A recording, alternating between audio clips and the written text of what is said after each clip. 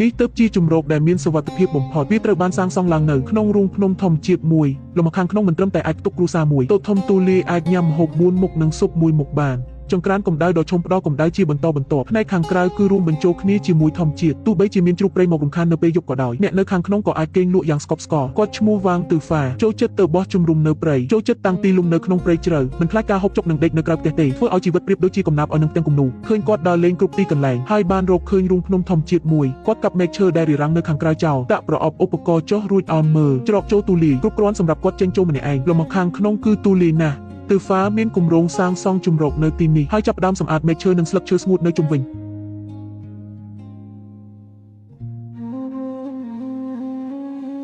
មិនយូរប៉ុន្មានតំបន់ជុំវិញត្រូវបានសម្អាតចេញជាទីធ្លាស្រឡះដើម្បីជៀសវាងការរំខានពីសត្វល្អិតនិងស្រមោចនៅខាងក្នុងទឺហ្វាបានប្រមូលស្លឹកឈើស្ងួតចូលទៅក្នុងជំរករួចរកមែកឈើស្ងួតតូចមកបង្កាត់ភ្លើងហើយដុតស្លឹកឈើស្ងួតនោះអណ្ដាតភ្លើងឆាប់ឆេះឡើងបន្តិចម្ដងវាអាចដេញសត្វល្អិតនិងស្រមោចហើយក៏អាចសម្ងួតសំណើមដែលនៅសេសសល់ក្នុងរូងភ្នំផងដែរវាងទឺហ្វាដើរផ្សងព្រេងមានតែពូថៅមួយនិងតែមួយបានយករូងភ្នំជាផ្ទះយកខ្យល់ជាមិត្តរស់នៅយ៉ាងមានសេរីភាពគ្មានអ្នកណាត្រួតត្រាកັບឆ្កាព្រៃរស់នៅក្នុងផ្ទះថ្មីឆ្ងាយពីភាពអ៊ូអរនិងភាពស៊ីវិល័យបន្ទាប់ពីសម្រាករួចគាត់ទៅប្រមូលឈើនៅក្បែរនោះគាត់បានប្រទះឃើញដើមឈើធំមួយរលំដំបូងគាត់ចាប់ផ្ដើមបកសម្បកឈើចេញរួចប្រើណាដៃអាវាទៅតាមប្រវែងដែលត្រូវការ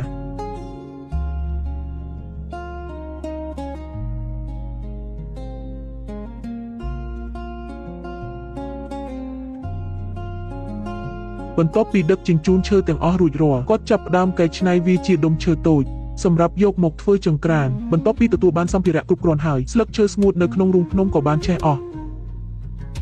បន្ទាប់មកគាត់យកប៉ែពីក្នុងប្រអប់ឧបករណ៍មកដំឡើងហើយចាប់ផ្ដើមប្រែក្លាយខ្លួនជាម៉ាស៊ីនជីកពង្រីករន្ធមាត់រូងចុះក្រោម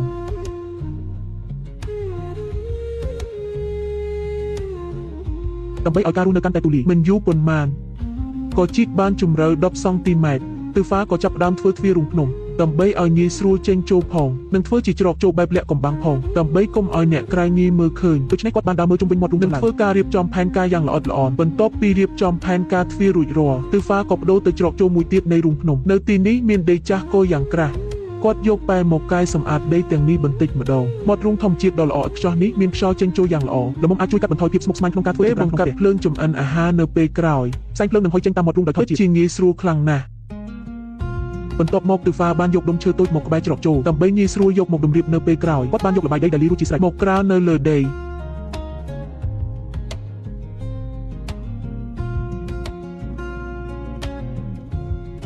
ហើយចាប់ផ្ដើមតម្រៀបដុំឈើតូចឡើងលើរងចាំឲ្យល្បាយដីស្ងួតបន្តិចទើបបន្តតម្រៀបឡើងលើតាមទម្រង់យ៉ាងរឹងមាំត្រូវតែទទួលស្គាល់ថាជំនាញរបស់ទឺហ្វាពិតជាអស្ចារ្យជាងមុននេះដោយសារតែការមើលវីដេអូសាងសង់ក្នុងព្រៃជាញឹកញាប់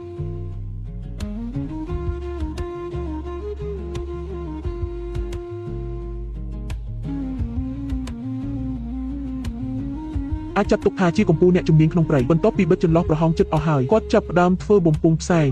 គាត់សាងសង់តាមទម្រង់រូងធម្មជាតិបណ្ដាលយកល្បាយដីមកបុកពង្រឹងបន្ថែមដើម្បីពន្យាអាយុកាលប្រើប្រាស់របស់បំពង់ផ្សែងមិនទាន់ចប់ទេដើម្បីធ្វើឲ្យបំពង់ផ្សែងកាន់តែមានភាពលាក់កំបាំងទឺហ្វាបានយកដីនៅក្បែរនោះមកលុបពីលើបំពង់ផ្សែងរហូតដល់បំពង់ផ្សែងភាគច្រើនត្រូវកប់ក្នុងដីដោយទុកតែផ្នែកខាងលើដែលភ្ជាប់ជាមួយមាត់រូងប៉ុណ្ណោះវាស័ក្តិសមមិនប៉ះពាល់ដល់ការបញ្ចេញផ្សែងហើយថែមទាំងអាចលាក់បាំងបានយ៉ាងល្អដើម្បីបង្កើនភាពលាក់កំបាំងបន្ថែមទៀតទឺហ្វាបានយកគល់ឈើមកដាក់លើកំពូលបំពង់ផ្សែងធ្វើឲ្យបំពង់ផ្សែងស្អិតគ្នាទៅនឹងបរិស្ថានព្រៃឈើជុំវិញទាំងស្រុងដោយទុកតែរន្ធតូចមួយសម្រាប់ចេញផ្សែងដើម្បីធានាថាផ្សែងអាចចេញបានដោយរលូនគាត់បានជីកយកដីលឿងម៉ត់មកគ្របលើឈើនិងជុំវិញបំពង់ផ្សែងឲ្យស្មើគ្នាចុងក្រោយគាត់រកស្លឹកឈើស្ងួតពីក្បែរនោះមកបាច់ពីលើមួយស្រទាប់ស្ដើងប្រើរហូតដល់ស្អិតគ្នាជាមួយនឹងដីនៅជុំវិញទោះបីជាមានសង្គ្រាមកើតឡើងក៏មិនអាចរកឃើញវត្តមានរបស់ទឺហ្វាដែរបន្ទាប់មកគាត់បានលើកដុំឈើមួយមកដាក់នៅទីធ្លាមុខទ្វារកាប់មែកឈើដែលលើសនៅលើដុំឈើចោលបន្ទាប់មកគាត់ចំណាំទីតាំងនៅលើដុំឈើគាត់ក៏យកកូនពន្លៃនិងញួរមកដាក់ចោលតាមកន្លែងដែលបានគាត់ជារន្ធធំរន្ធធំទាំងនេះមិនមែនចេះតែដាក់ចោលទេទឺហ្វាមានគម្រោងរួចជាស្រេចរងចាំរហូតដល់ធ្វើរួចរាល់គាត់នឹងដាក់ទៀននៅក្នុងរន្ធទាំងនេះនៅពេលជំហាននេះត្រូវបានបញ្ចប់ទឺហ្វាក៏ក្រោកឈរឡើងយកឈើដែលបានកែច្នៃរួចទាំងនេះយកទៅដាក់ក្នុងរណ្ដៅដែលបានជីកទុកជាមុនសម្រួលទីតាំងរបស់ឈើនីមួយដើម្បីធានាថាវាត្រូវគ្នានឹងរណ្ដៅបន្ទាប់មកប្រើដីជុំវិញមកលុបដើម្បីឲ្យឈើជាប់រឹងមាំក្នុងរណ្ដៅទឺហ្វាមិនបានសម្រាកទេអ្វីដែលសំខាន់បំផុតនៅពេលនេះគឺត្រូវវាស់វែងសម្រាប់ខ្លួនឯងដើម្បីធ្វើកន្លែងដេកមួយ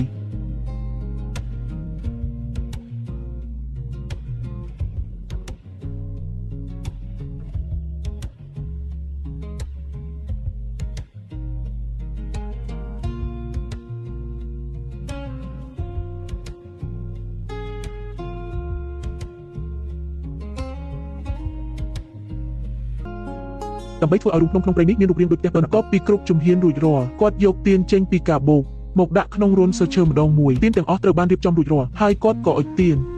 ពេលទៀនត្រូវបានអុជជាបន្តបន្ទាប់ជំរកព្រៃដ៏សាមញ្ញពីមុនក៏ពោពេញទៅដោយភាពកក់ក្ដៅនិងមានបរិយាកាសកាន់តែរស់រវើកបន្ទាប់មកចាប់ផ្ដើមជំហានដំឡើងគ្រែឈើនេះកាន់តែងាយស្រួលទៅទៀតដោយសារតែឈើត្រូវបានកែច្នៃទុកជាមុនគ្រាន់តែដំឡើងវាបញ្ចូលគ្នាម្ដងមួយទៅបានហើយ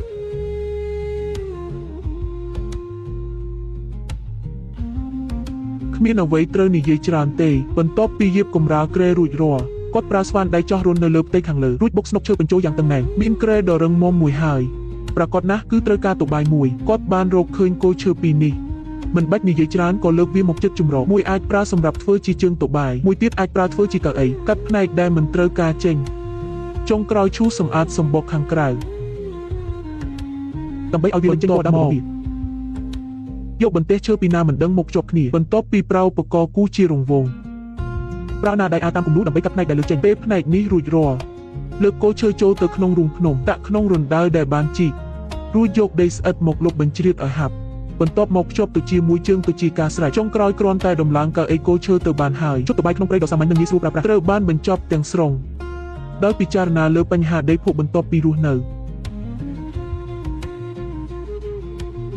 ទើហ្វាបានអាចឈើមូលជាបន្ទះស្ដើងគាត់ចាប់ផ្ដើមពីច្រកចូលរូងភ្នំ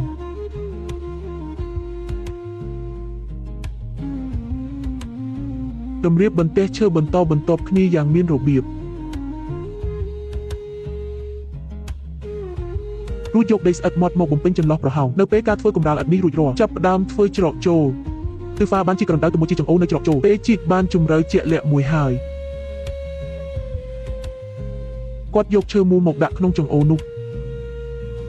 រួចយកដីស្អិតមកលុបបញ្ជ្រាបឲ្យហាប់រហូតដល់ស្មើនឹងកម្រិតដីបន្ទាប់មកផ្នែកដែលចេញមកប្រើល្បាយដីភក់លាបបិទប្រហោងមាត់រូងឲ្យជិតឈឹងដើម្បីឲ្យកាន់តែស័យគ្នាទៅនឹងបរិស្ថានព្រៃទើហ្វាយកសម្បកឈើជាច្រើនមកបិទពីលើរួចទៅយកស្លែពីចម្ងាយបន្តិចមកតុបតែងមាត់រូង